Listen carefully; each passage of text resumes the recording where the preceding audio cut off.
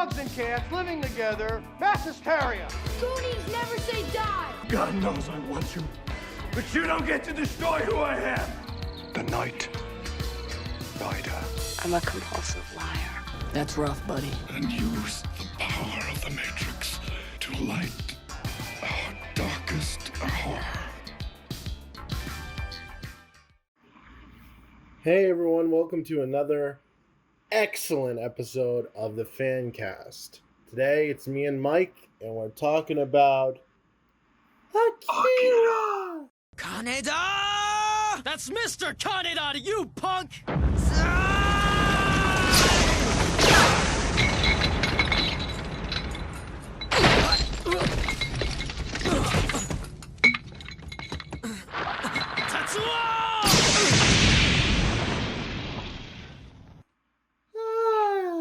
That's from the bad American dub. We'll get into that. But, yeah. So, when did we start watching Akira, Mike? So, yeah, for me, I watched it sometime in December of 2018. So, a little right before when it actually takes place. And, yeah. For maybe like a year or two, I was just thinking, okay, I gotta watch this movie. I mean, it's pretty revolutionary as far as anime goes and all that. And I was in Alabama, so I went to one of my cousin's house and I told him, I never seen Akira, and he was like, "What? Okay, we got to show you this right away." And we watched it in subs, and yeah, it was amazing. It was I was definitely just shooken by what I saw. It was really good. In my opinion, it's the most beautifully animated movie ever. Not the best story-wise, but as far as animation goes, it's probably my favorite. Well, you showed me soon after, and I really liked it too. But the thing is, I wouldn't say it's my favorite or the best animated film. It's really well animated. As far as animation goes, that's what I'm saying. It's really excellent. Story-wise, it's a little messy. Well, we'll get into that. Yeah, let's start with the animation because, of course it's anime, of course, but this is what I'd say. The direction in animation is absolutely beautiful. The whole universe, their own take on Blade Runner and everything like that. Very, very, very, very visual. It makes Blade Runner look like Disneyland. That was in the American trailer, right? Yeah, I think that was like a TV commercial or something for the VHS release or something. For the record, America kind of butchered it. I listened to the good audio of the good dub of it. But there's a video out there. You guys should watch it. The original dub. I referenced at the beginning, the original American dub that's just so bad. And hey, what's your problem, man? Yeah, I don't remember. I think it's called the Streamline dub. I forget which one is which. It's the first. It's the bad one. It came out. So the movie first came out in Japan in 1988. And it didn't come into the States until I think around 1991, and yeah, it was dubbed for American audiences, and I haven't seen either one of the dubbed versions. I've only watched it in Japanese. The second dub is really not that bad at all. Yeah, the second dub is actually pretty accurate, but it's still just weird because with Akira, they actually animate the mouths to speak in Japanese, so it's still a little off-putting, but it's tolerable, I think, of what I've seen. Did you also say that Steven Spielberg said it wanted to succeed in the States? Yeah, Steven Spielberg and George Lucas both saw it when they brought it to the States, and they were like, "Yeah, we don't think it's really going to be that marketable here," and they only released it in select theaters, I think. And I kind of agree. Yeah. I kind of agree with them. At least for the culture that was at the time, it was very ahead of its time. I don't think, as much as I love the 80s, I don't think they were ready for what they were going for, because like it's a very art focused movie, like even Blade Runner, you know, it's similar, but at least Blade Runner had more story. The thing is, like you were saying, one of the best animated films of all time, if not the best, like animated wise, like design. But I don't know, I really like Spider-Verse. There's there's just a bunch of very well art directed films that I can't say it's definitive, but yeah, because at the time, yeah, I'm sorry, no, at the time when it came out in Japan, so Japan in the 80s was pretty much experimenting with animation in general. Like they wanted to break out of the whole stereotypical cartoons is only like animation is only for children. In Japan, they were like, no, it can be enjoyed by anybody, and that's where Akira came out of. And it's. Did you know that that both the manga and anime were both by the same guy? No, I didn't. Here's the thing, though. Katsuro Omoto. Here's the thing. Steven Spielberg and George Lucas saying that it won't be marketable in the States. Like at first, like to some extent, you got like the monster stuff at the end. Like there's some disturbing scenes and stuff like that. So like some of the concept maybe not, but if you think about it, you know, the story is at its base very messy. Like I've watched it a couple times and I still don't really know like everything like what Akira is entirely. Like to an extent. That's because the movie adapted, or like Katsuhiro Emoto, he's the writer of the manga. So the manga overall is about 2,000 pages. Like legitimately, it's like about 2,000 pages, and to try to squeeze all that in a 2-hour time frame is very challenging. Well, pretty much, he just took like the whole first half of the first volume and the second half of the second volume and just put them in the middle. Well, you know, the manga wasn't even finished when the movie came out too. I was gonna say that wasn't really my point. Like I totally get that, and that's usually the biggest criticism, especially with a lot of anime, but like and dubs and stuff. But I think it was, I forgot who said it. Pretty sure it was Bong Joon-ho who said, if you know, something about, I forgot the exact quote, but it's if you can get past the barrier of subtitles, you know, then you can enjoy a lot more film.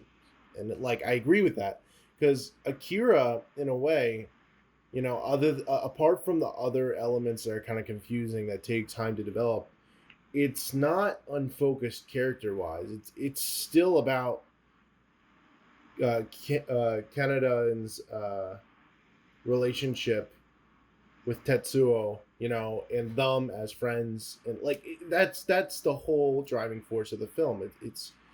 It's definitely not devoid of a character development and growth, you know, and you're following that, and I think that works.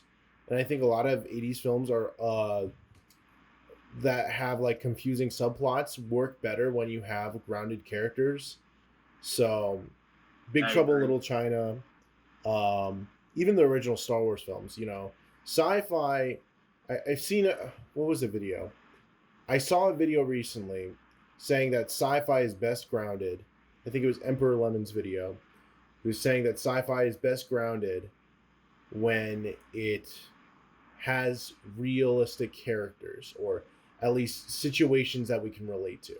Luke Skywalker is dreaming of a world beyond himself, wanting more, and has a family dilemma, you know, and without the sci-fi element, like that grounds us, you know, but with the sci-fi element, it makes it more interesting.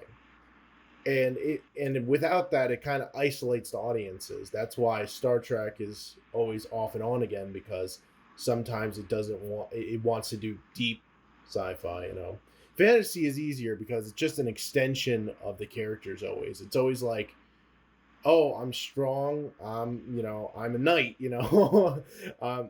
I'm mystical, I'm a wizard. You know, it's with sci-fi, it's harder to do that because anything could be sci-fi. You know, you could have all sorts of stories in sci-fi.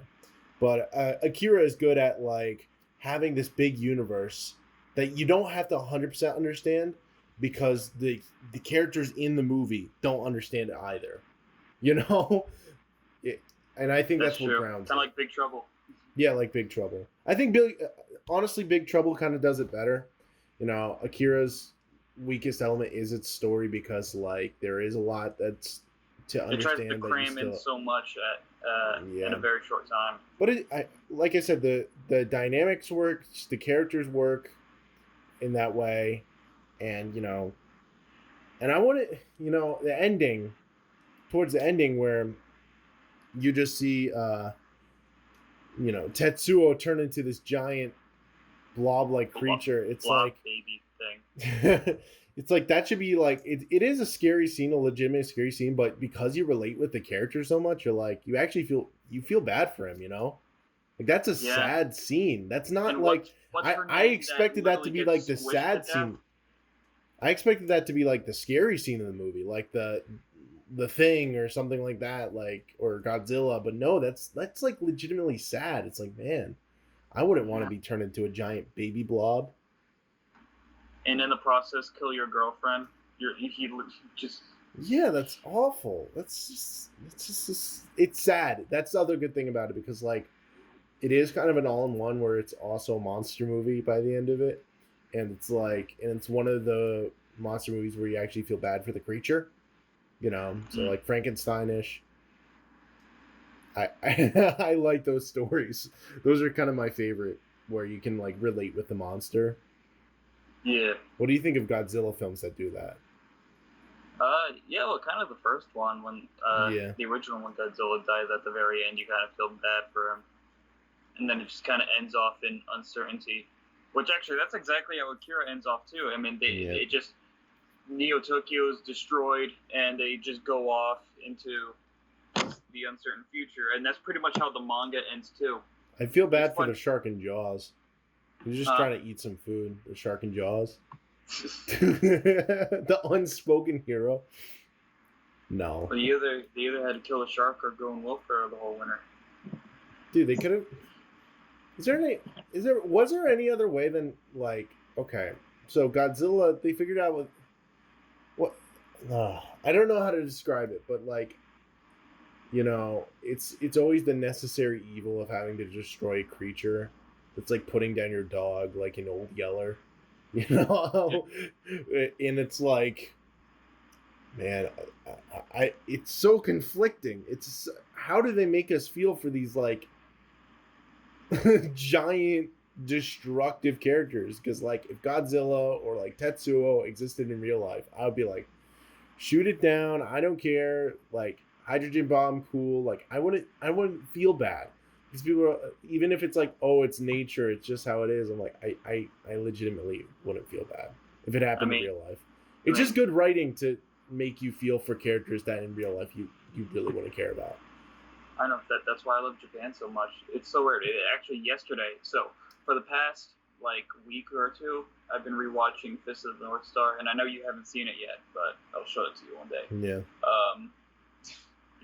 So I'm like on episode like 14 or 15, whichever one where Kenshiro fights this huge guy called Devil Reverse, and Devil Reverse like gets tricked by this guy who's like, oh, I'm your older brother, I'm here to save you, and right as Devil Reverse dies, he just reaches out for the guy, and he's like, oh, help me. And Devil Reverse is like this huge, like, demon monster man thing.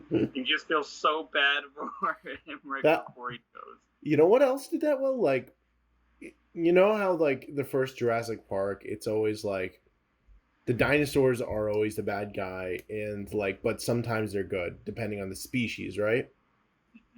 By the end of the movie, though, the T-Rex kind of becomes the hero because he saves the humans from the raptors.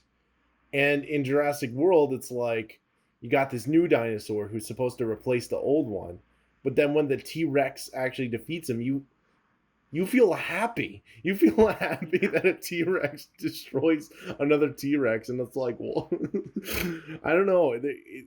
It's good writing when you want to root for them. Like, that's why Godzilla King of the Monsters, is so underrated.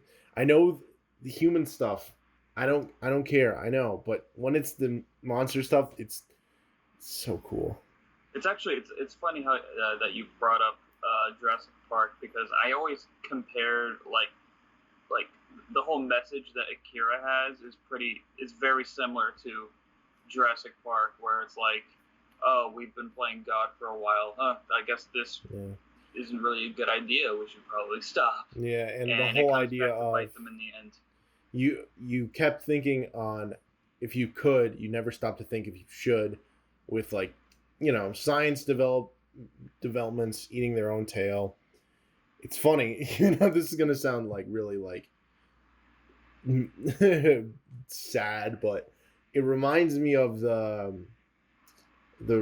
I've been getting a lot into radio, but the album OK Computer, the whole idea of it is that like technology is gonna eat its own tail someday, and that like we keep thinking, we keep moving forward, but we never question what it can do, and now we're seeing that. Now we're seeing that come to full effect, and it's like, wow.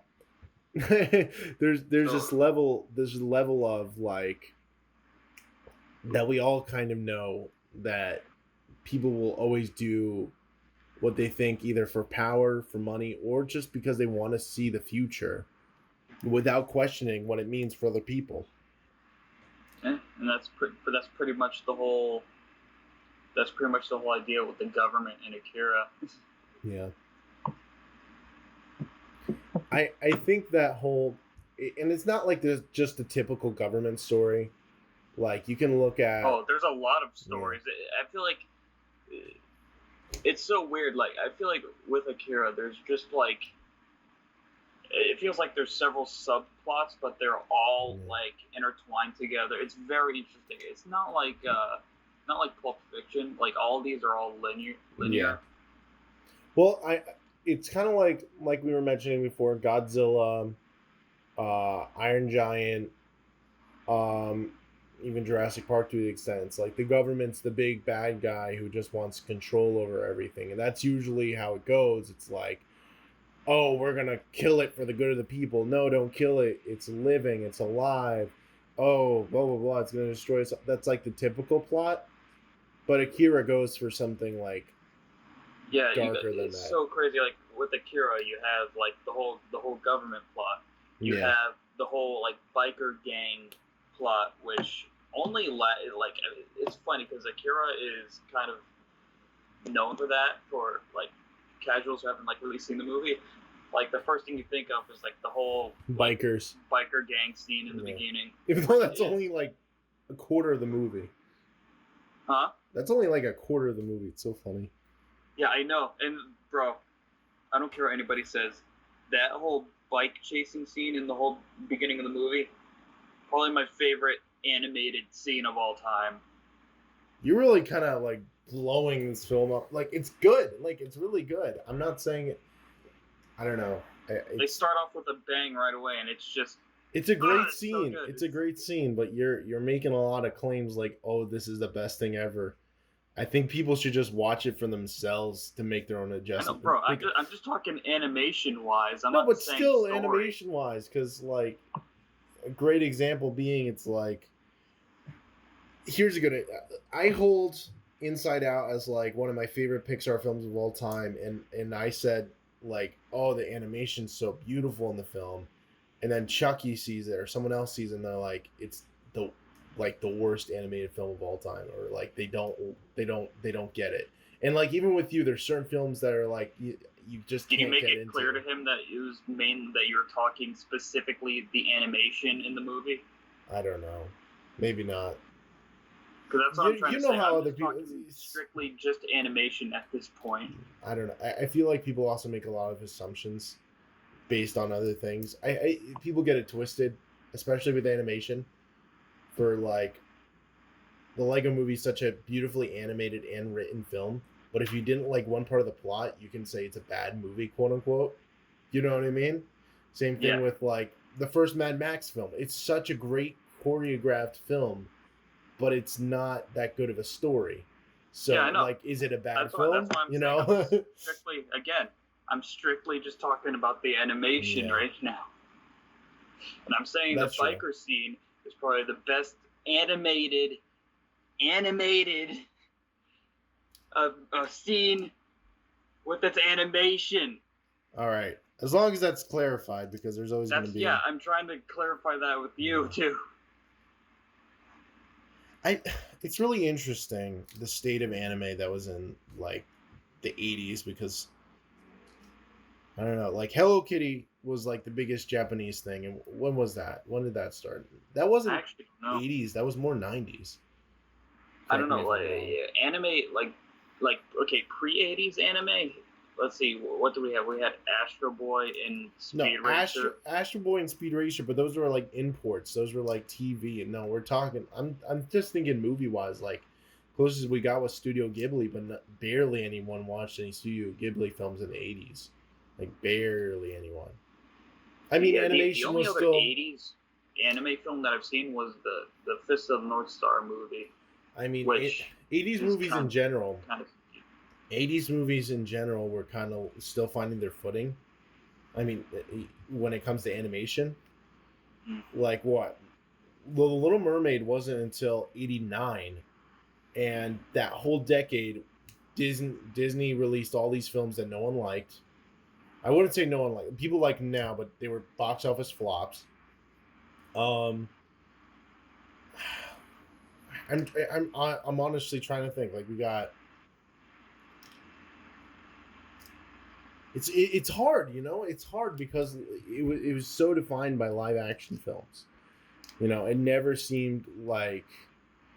I'm trying to pull it back, but I feel like there were a handful of 80s animated films that were still considered good. You know, that are you talking about popular. Like mainstream in the United States? Yeah, just because that fate depended on that fate of animated films in America really, you know, it was contingent on what imports there were. Yeah, I just Googled it. Like, the first couple of animated films in the 80s is Akira and My Neighbor Totoro. Well, Land Before Time, that was pretty successful, but, you know, it was still a kids' film, Secret of NIMH. I mean, there was Transformers, but it wasn't really that big, like, mainstream-wise. As far as it goes for kids, though, that was very effective. No, but yeah, it's almost everything that came out in the 80s was, like, either not that successful or it's, like, considered somehow a kid's film. I think, you know what I think really brought people back was Who Framed Roger Rabbit, which, like, people are like, hey, adult films, you know, adult films and animated films, they could be one and the same, you know.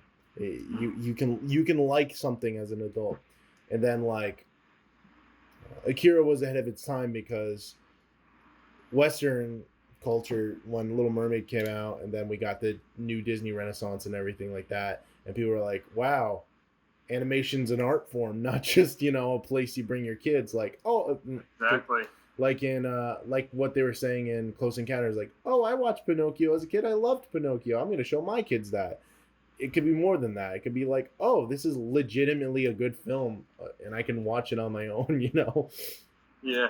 It stinks that, like, well, it doesn't stink because I really like the Disney Renaissance films, but, like, for other animation houses, it stinks that America didn't realize that till the 90s.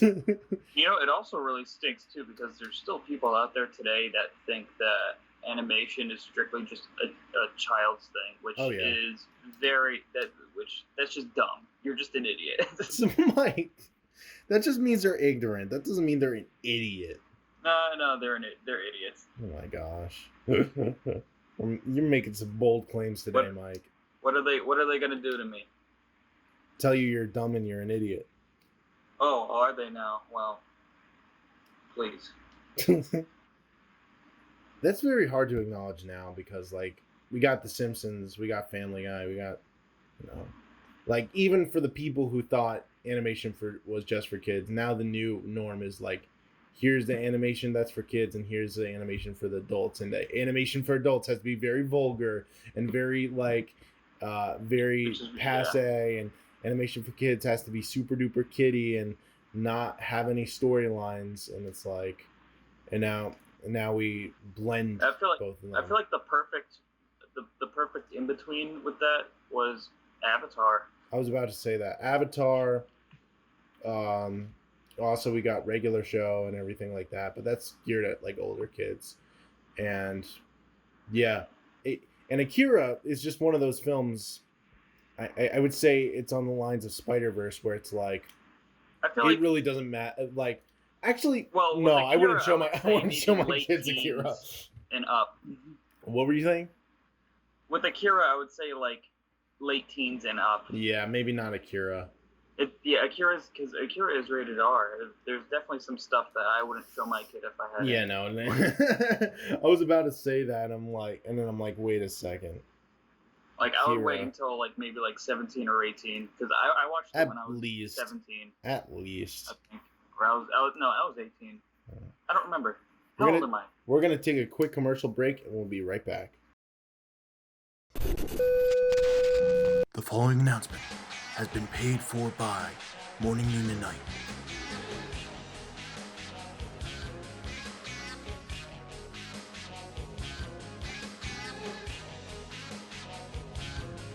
Hey, yo, it's me, Mike, from Morning, Noon, and Night, and I've got a little announcement for all you chicos out there. We got more merch! Hey everyone, Sky coming at ya as we're approaching the brand new Attitude Era of Morning, Noon, and Night. New podcasts, new Let's Plays, and brand new Attitude Era t-shirts. And if you like us, you better dress like us, brother. The Morning, Noon, and Night NWO design. Yeah, that's right. Get your new NWO Morning, Noon, and Night t-shirt right now, okay? I need the money. So go to the link down below, buy all of our products, and dress for success. The Morning, Noon, and Night success for the Morning, Noon, and Night Attitude Era. Morning, Noon, and Night signing off. The preceding announcement has been paid for by Morning, Noon, and Night. And we're back. So Mike. Yeah. It's been happening off and on again. Taika Waititi's live action version of Akira. What is your thoughts? I think that it is a mistake unless they do it right. Here's the thing. Is there a way to do it right? Here's the thing. Hear me out. If you're gonna do any if you're gonna do anything with Akira today, I would not do a live action movie or anything. What I want is an anime series that actually closely follows the manga. Now, I haven't read the whole entire manga yet. I've only read the first 2 volumes, which so far it's pretty good. Well, how about this? This is my idea. Instead of just like a live action movie, you could do like a live action series, that follows it closer. Because I don't know, live action adaptations as series are better at following the original source material than just straight movies. I'm thinking of like Series of Unfortunate Events, Daredevil, all these other films that the TV shows were just better because they had time to work on the characters.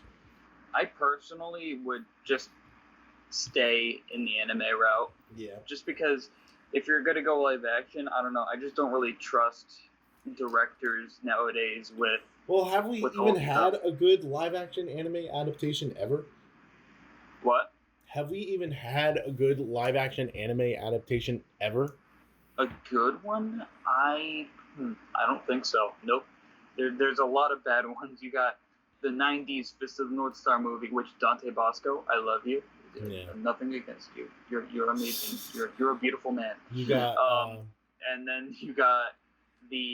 Donnie Bosco, come on. Dragon Ball Evolution. Come on the FanCast. We'll talk about Hulk. There's now I never watched Death Note, and I don't really have any interest in it, but I heard that the Netflix adaptation was really bad. Dragon Ball. Yeah, I brought that one up. Did they Dragon do Ball a? Evolution, Am which I confused? that I'm never or gonna did watch. they do an because Evangelion no point. live action movie, or am I confused? What? No, they didn't do a Neon Genesis Evangelion, did they? No. No, I'm thinking of something else. Yeah, I'm thinking of something else. That's not what I'm thinking. There was an, I don't remember if it was good or not, but there was like an Astro Boy movie like 10 years ago or something. I don't know. I heard that was good. good. I heard that was good, but that's animated. It's still animated though. What about they did an Attack on Titan live action. I don't know. I never watched it. I heard people didn't like it. I heard it sucked. I think the closest thing we got is like Detective Pikachu, and like isn't anime should just, if you're gonna adapt Akira in today's world, I would just adapt it into an anime series. The closest thing we got is like Detective Pikachu, but technically that's just a video game. True. But like it does carry some of the anime's elements, but it's like you can't say that. You can't say it's, you know. Yeah, I would say no to a live action adaptation. Like, You're right, it goes on and off. I hope it stays off. I think anime is harder to adapt than video games. Because video games, you can bend the universe. You can recharacterize and retexturize what it means for each character. Anime, like, there's so much story there that's like, exactly. Even if you do a small bit of it, the only way. Okay, this is what I see. The only way to do it like a correct live action anime movie based off of a pre-existing thing, it wouldn't be to like totally restructure the story or even to try to squeeze a whole entire arc into one film. This is what I would say. Focus on a different character apart from the main character. Kind of like Spider-Verse did. Like don't make it about the one character, or Rogue One, like, don't make it about the main character. Make it about something else.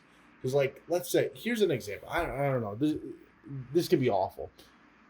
Like, a standalone film just about, like, Master Roshi as like, growing up and learning how, you know, all that. Just that. That's it. Like, you know, there's enough there that it won't feel like you're being insensitive to the source material. But at the same time, there's not too much there that it won't feel like the film is confused and doesn't have a straight-laced pace. You know, something like that. This is just an example. But I really don't see how an anime movie can survive other than that. I agree. The only live action adaptation, a good adaptation that I would like to see, like in a TV show format, would probably be Fist of the North Star, because there's a whole bunch of like little mini story arcs that you can do with that. Well, that's the thing that we can draw from. Did you hear that they're making a Lord of the Rings TV show also, based on the original trilogy? And I'm like, that's very bizarre, because I don't get, like, what are they are they retelling the story, or is it like a spin-off? No, it's a retelling of the original books, and I don't get, like, this is what I say. If it's been done right, don't do it again. Exactly. You know, if you like, this is what Total Recall and all these other films that they rebooted. It's like, what? Why? Just why? Marketability, I know. But as we aim more for the soft reboot, like Jurassic World and everything, even though it's like still mediocre, it's so much better. I'd rather live in a world that it's like it's semi in the same universe than live in a world where it's just the same movie again, just with a different coat of paint. Mm-hmm. For example, I much rather prefer what the new movie coming out that's a sequel to Honey, I Shrunk the Kids that's coming out, where Rick Moranis is coming out of retirement for. Like, that's going to be a sequel to the original universe. Even if it's bad, I much rather have that than Lion King. Same thing kind of like with Ghostbusters Afterlife. Yeah, exactly. Like, even if it sucks, you can be like, oh, it's just one of the bad sequels. It's not like you go up to someone and it's like, have you seen Ghostbusters? And then you have to say, No, not Ghostbusters 2016, Ghostbusters 1985, or same thing with Lion King. Have you seen Lion King? No, not Lion King 2019. Now it's just annoying. Now it's annoying because some parents are going to be too lazy and put on the worst, the inferior version, and now we're going to have like a record of having an inferior version. Yeah, it's like the memes like, oh mom, I want this. Oh, we already have this at home. Yeah, it's kind of like that whole idea, and it sucks too because like when you look up a movie or something, the first thing that pops up is like the latest version, and it sucks. And that an example of that is like Teen Titans Go, where I actually heard the movie wasn't bad, so I'm not gonna insult the movie, but like it's a comedy version of the original show, which is a really good and tightly written show, and then the new one just kind of spits all over it and is intentionally very anti-fan, like really hates the fans, but recently has grown to like accept its origins. But it's made more episodes than the original run of the show, like the really good, really well written story and everything. So anytime someone's gonna see Teen Titans or hear about Teen Titans, they're gonna be like, "Oh, the comedy thing," and the pop culture, And of course, that didn't happen with Ghostbusters because it just flopped, but it happened with Lion King. It could definitely happen again, and I don't want that to be like, I don't want the Americanized version of Akira to totally block out. That's another thing with anime. Like, if you're an American director and you want to adapt something from anime, don't Americanize it. Leave it the way it is. I mean, that's how they completely screwed up Dragon Ball like that, and it doesn't even so much that it doesn't even like have anything to do with the original series. Oh, it barely makes sense. Well, that's what they say about a lot of things. I don't know. The good thing is a lot of people see through it, and a lot of people know it won't outshine it. Like, even as popular as the new Star Wars films are, like, everyone, there is a sense of that everyone goes back to the original. But at the same time, I'm not going to force anyone to do anything. If you want to show your kids Lion King 2019 and you think that's better, go right ahead. I don't have command over that. Because there's certain, I'm not going to name names, but there's certain individuals, certain critics who say that, how dare you not watch the original, though you are an awful human being for not watching the original. You're corrupting your children for watching the new Grinch movies and not the original, and you're an awful human being. And I'm like, watch whatever you want to watch. There is a better version, like, critically, but like, you can't instill that on everyone. You can't be like, what are you gonna be, the Gestapo of like films for people? What's the point? Like, I agree it's better. I agree one thing's better, but if something's popular, it's popular, even if it's stupid. What can we do? Yeah. Even same thing with music. Would I like for people to appreciate alt rock, 80s synth pop? Yes. But if people are just gonna like mumble rap, then go right ahead. I can't control it. It's dumb.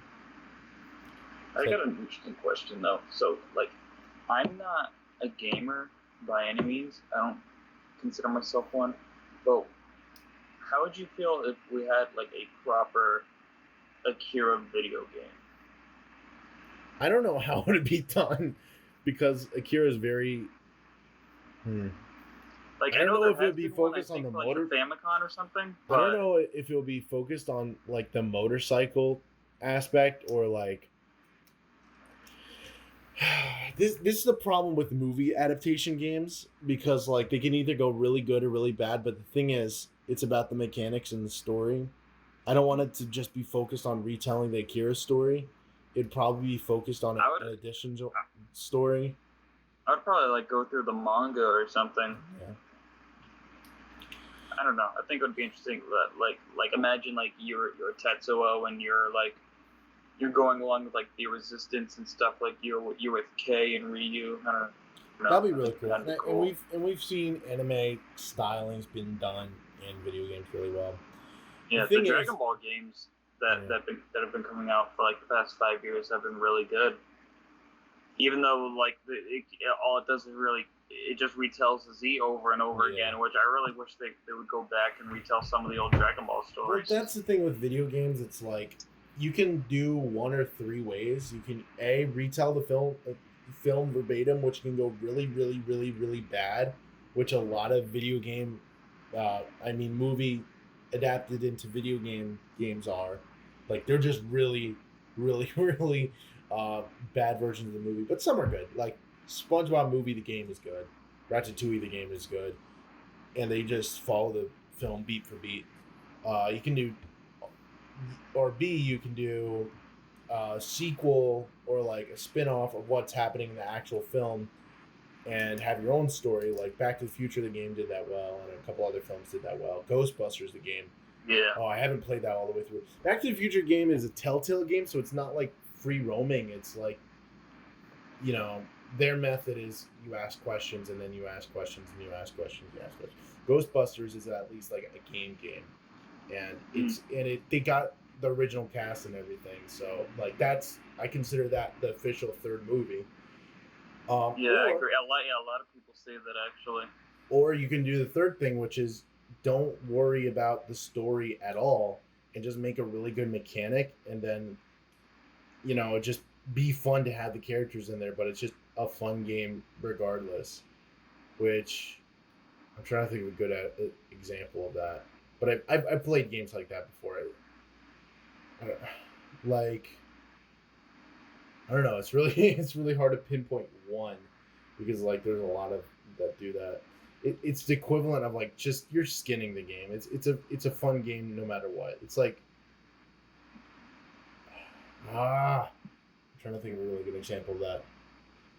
Let's just say it's like Minecraft where you have like a skin, like there's this you can do worlds of different movies. Like I got this Toy Story pack, and you could be the different characters, but they build the whole entire world scaled down. Like there's no story. You just get to walk around the world, and it's really fun to be like, oh, there's Pizza Planet, you know, or it's just a good mechanic like Tetris or something, you know. So those are like the three ways to really make a good adaptation game, and I don't think Akira fits into the first one or the third one, because the third one, it's like it could be a really good mechanic game, but why is it themed to Akira? You know, I couldn't see it happening, but it wouldn't be a bad game. The second one's most likely, like you were saying, with the Rebels and everything like that. It'd be like an unofficial sequel or in between, you know. Yeah. You know, one thing, I'm surprised we're this far and we didn't really talk about it. The impact that Akira has actually had on other things, like, for example, you know the one shot in the beginning of the movie during the bike scene where Kaneda, as he's like facing off with the leader of the clown gang, mm-hmm.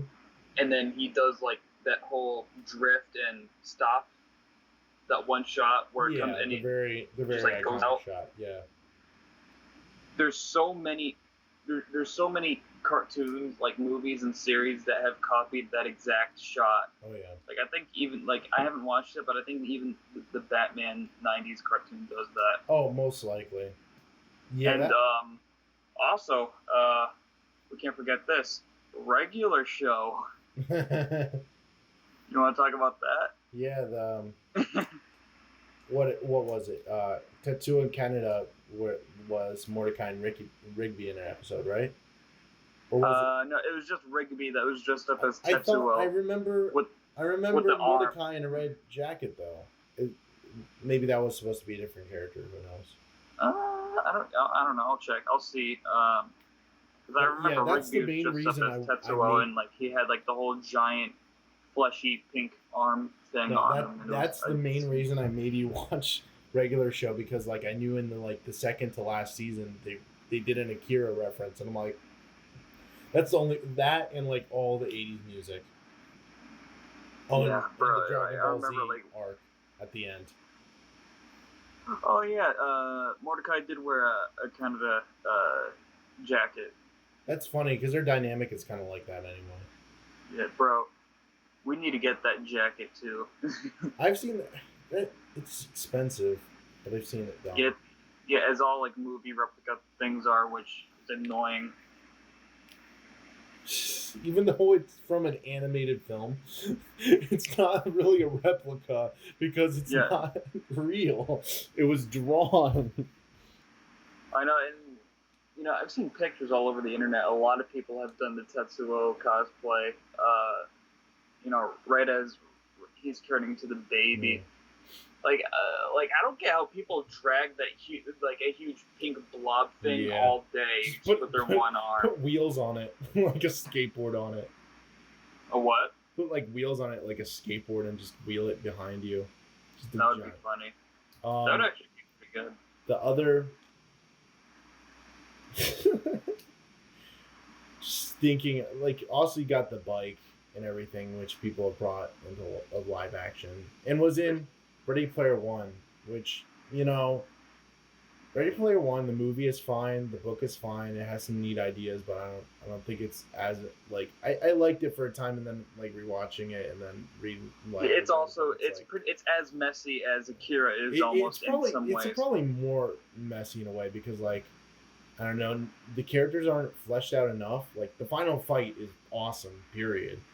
Yeah. And it's just, like, an onslaught of things. That's what I'm saying. Like, visually, Visually, Akira is what are the best animated film, in my opinion. At least Ready Player One, visually, is also... Well, the thing is, like, the book in Ready Player One, at least the main character had, I forgot his name, had, like, a development, like, he had, it was like Harry Potter, where he had issues with his family, he was living with, like, his aunt and stuff like that. They totally cut it out of the movie, and it's like, oh, here's the big bad guy, and here's the good guy, and he's like Marty McFly combined with all these other characters. But what makes those characters good? What makes those characters good is their flaws, and it's like, I don't know. I really didn't. I didn't get as into it. Like, here's an example. Like, I can't believe Steven Spielberg directed that film, because he knows how to write for stakes. He knows how to write for character drama, but he didn't. Like, the one, what's his name? The one kid, the one brother in the Ready Player One book dies, and it gives more motivation for the final scene where they're doing the final fight. Like, doesn't die in the game, dies in real life, and then, like, in the book they're showing, like, there's live streams of his funeral. So, like, the final fight feels like it has more value than, oh, let's just take back this game we want. Because of artistic integrity. The book is a very adult book, so they had to somehow... Dude, like, in the movie, it's like they're at the stacks and then they drive around. But in the book, like, the guy grows up, he moves into the city, he literally goes insane trying to hunt down this thing. And it's like, they didn't go that far in the movie. And I feel like Akira would be the same way, where it's like, oh yeah. That being said, like I said, the bike doesn't feel like it has as much value as it did in the book. Most things don't feel like they have as much value, like the DeLorean and everything like that. It feels very, for the plot, like, very fun, very trippy, not as, like, dramatic. It's not a bad movie. It's just not as good as it could have been. Yeah, it's really, like, I recommend it, but just don't expect much story-wise. Yeah, I put it on the level of, like, well, even that had better stakes, but like Temple of Doom, where it's just it's a fun ride. It's just the characters are not, like, that well developed. But that being said, like I said, it was about the Akira bike holding value. I was going to relate that to something. I don't know, just the whole idea that it's just another prop, it's just another reference in the film. It doesn't hold value. Like, in the book, it was like Artemis is using it as, like, a method of who she is, and she's kind of like the Tetsuo of the movie, or the Canada of the movie, And it's, they don't, A lot of things are spoken in Ready Player One. There's a lot of underdeveloped things in the movie that was much more fleshed out in the book. But even the book had flaws. Like even Artemis in the book was a little too much for me at some points. Yeah, right. It was very materialistic too. Like it's really comparable to Charlie and the Chocolate Factory, and even the movie acknowledges it. Where like the trailer had a pure imagination in the trailer, where it's like, I just want to succeed, and same thing with Artemis. She's seen very materialistic. Like she's not really a character. Like, oh, you're ugly, but I like you. I think you're pretty. Like that's it. That's like her whole character arc in the book and in the movie. And in the movie, she's not like the birthmark is not even that bad. it's like barely noticeable. It's so dumb. Like he's known her. It feels like just for like a few days, and he's already like, I'm in love with you. Compare that to Akira, where it's like every single dynamic works well. Kaneda just kind of I think with Akira, I think it kind of makes a little more sense because it's not Kaneda's not like, oh, like I'm in love with you, like for real. Like you can tell they're just in a relationship for her looks, and it's you can tell like he doesn't really care that much, and they never really fully go into it in the manga. If you're gonna have a character who's there and they're together just because it's materialistic, at least address it. Don't try to do a pretend romance when you obviously don't have the runtime of the film to do it. That's what Akira did really wise. It's like they didn't bother focusing on the romantic subplot because they knew they didn't have the time to focus on it. Yeah, and plus I don't really think it was. I don't know. I feel like with the way that they adapted Akira into the movie, I think it works that they didn't really go deep into the romantic plots. Even with Tetsuo and his girlfriend, they never really fully went into that, which I think is good as far as the movie goes. So yeah, I guess we might be seeing, if Akira becomes live action, might be seeing what they did kind of with Ready Player One and these other live action animes, where it's like either the character is whitewashed or it's like a Japanese character, and like Tetsuo and Kaneda are probably going to have a pretty good relationship throughout the film, but they're going to over-villainize Tetsuo. They're going to definitely over-villainize him to the point where he's not going to be redeemable at the end. So it's just good guy versus bad guy all over again. And it's going to watch. Instead of like Neo Tokyo, it's going to be like New York City or New York. San Francisco or something dumb. Well, even if it is Neo Tokyo, even if it is like Blade Runner, it's not gonna feel right. There's always going to be something off. Even if it was like, I think I remember watching. I don't remember if it was a video or an article where it said, like they were gonna make Kaneda and Tetsuo like brothers or something, and they're gonna be like living somewhere. Yeah, see, like it's either going to be. That's the problem with movie adaptations. It's either going to be like they're either going to oversimplify it and make it overly sympathetic for Tetsuo to the point where he can't really be a villain, like Frozen, where like Elsa's not technically the evil Snow Queen. It's just a matter of happenstance. Like Tetsuo is going to put on the cape and everything, but he's not going to feel like a villain. He's going to be like, oh, no, wait, please have mercy. He's never going to have the moment of like falling into it, which, you know what, or they could do the complete opposite where they just make an unredeemable character. Like they did in Dark Phoenix with Professor X. It's like, oh, I'm just going to be a jerk for the rest of the film and not explain it.